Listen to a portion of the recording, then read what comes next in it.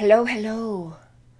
I'm so happy that we are finally at the point where we can launch this new concept for my channel.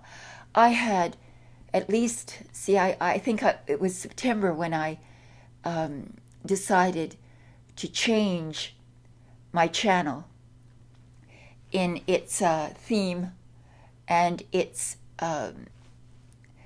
entire identity, really.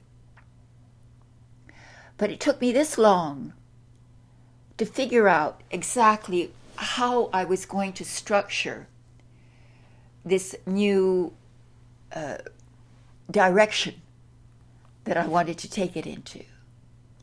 You have already seen the first chapter of the book As a Man Thinketh that I'm reading to you here on the Patreon platform. I thought this would be the best way for me to isolate or to make exclusive my sharing of this kind of information about the nature of personal reality, really, nature of your consciousness, nature of mind, our fundamental psychology, and how we can improve our level of happiness, creativity, and appreciation for the world we live in. And that's the idea. I'm starting again with As a Man Thinketh because it was the book that first influenced me to become spiritually oriented in my profession and in my life in general. And it served as a wonderful foundation, a philosophical foundation for me.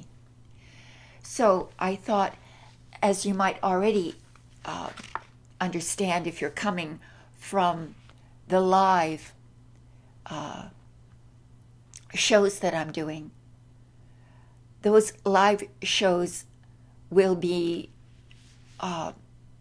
dedicated to giving you free, and I mean free single card tarot readings, intuitive impressions, things that strike me when I see the card. And from there, if you would like to come over here and do a more in-depth journey into the nature of personal reality, the nature of consciousness, then coming here is a wonderful way for us to share in this information, and for you to share your ideas and your reactions. If you have any questions or comments, this would be the place to share them. So let's continue in the reading of James Allen's As a Man Thinketh. The first chapter was called The Effect of Thought on Circumstances.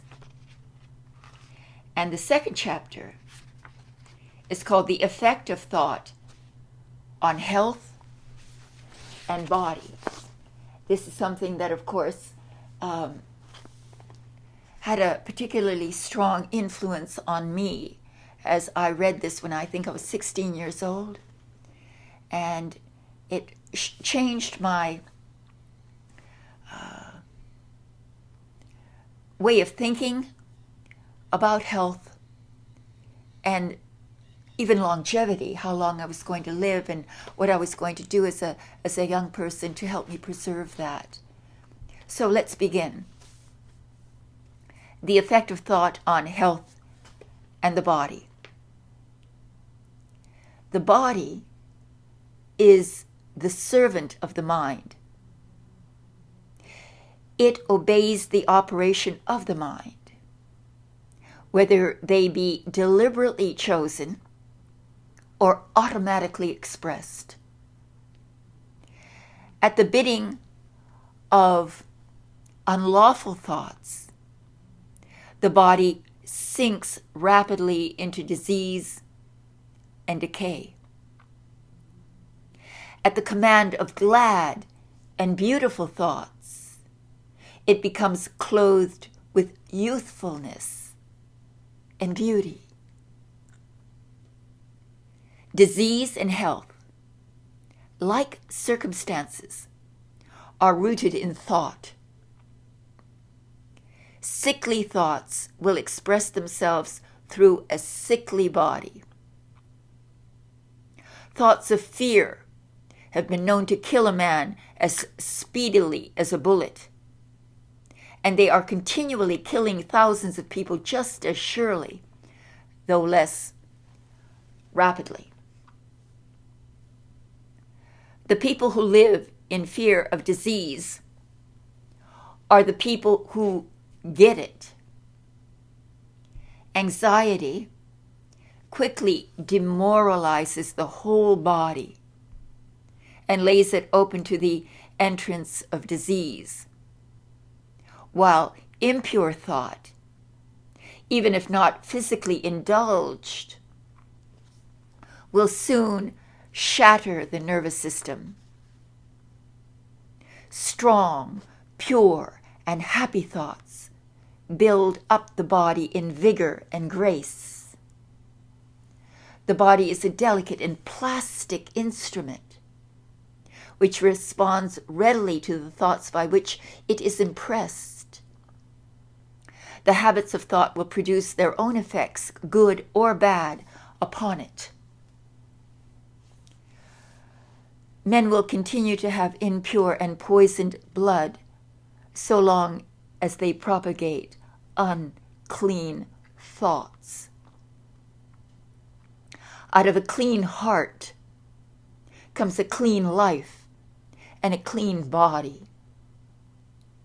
Out of a defiled mind proceeds a defiled life and a corrupt body. Thought is the fount of action, life, and manifestation. Make the fountain pure, and all will be pure.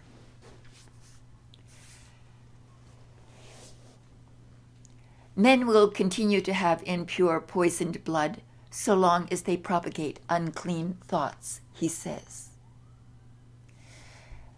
And we live in a very liberal society where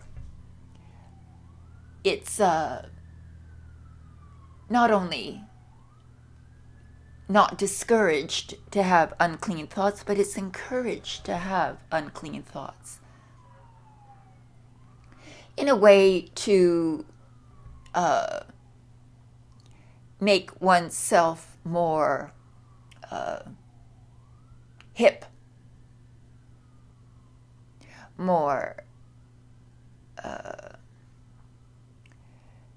socially alluring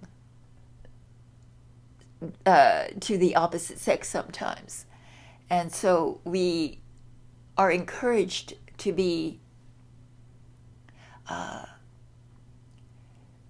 sexually focused, and consequently, I think that modern society produces a state of mental anxiety over sexuality. And to think instead romantically, to think about love, about finding your soulmate, and living in a relationship of mutual care and concern. love. That is what creates a healthy mind and body. Change of diet will not help a man who will not change his thoughts. When a man makes his thoughts pure, he no longer desires impure food. Clean thoughts make clean habits. The so-called saint who does not wash his body is not a saint. He who has strengthened and purified his thoughts does not need to consider the malevolent microbe. If you would protect your body, guard your mind. If you would renew your body, beautify your mind. Thoughts of malice, envy, disappointment, despondency rob the body of its health and grace. A sour face does not come by chance. It is made by our sour thoughts. Wrinkles that mar are drawn by folly, passion, and pride. I know a woman of 96 who has the bright, innocent face of a girl. I know a man well under middle age whose face is drawn into inharmonious contours. The one is the result of a sweet and sunny disposition, and the other the outcome of passion and discontent. As you cannot have a sweet and wholesome abode unless you admit the air and sunshine freely into your rooms, so a strong body and a bright, happy, and serene countenance can only result from the free admittance into the mind of thoughts of joy and goodwill and serenity. There is no physician like cheerful thought for dissipating the ills of the body. There is no comforter to compare with the goodwill for dispersing the shadows of grief and sorrow. To live continually in thought of ill will, cynicism, suspicion, and envy is to be confined in a self-made prison hole. But to think well of all, to be cheerful with all, to patiently learn to find goodwill in all, such unselfish thoughts are the very portals of heaven. And to dwell day by day in thoughts of peace towards every creature will bring abounding peace to their possessors. That is chapter 2. As someone who's dedicated themselves to the teaching of yoga and health and well-being, I at 73, almost 73, I'll be 73 March 1st. I at 73 can attest that what has preserved my health and well-being has been my disposition, my attitude towards life, my love of life, my love of being. And I encourage you all to find joy in living, and that will be the foundation for a healthy body and a happy life. So, thank you very much for coming to this chapter of the book. And if you have any questions about what has just been discussed, please, I'd like to engage with you, get to know you. And I thank you very much for your patronage. I appreciate it very much. Thank you. And I'll see you next chapter. Namaste.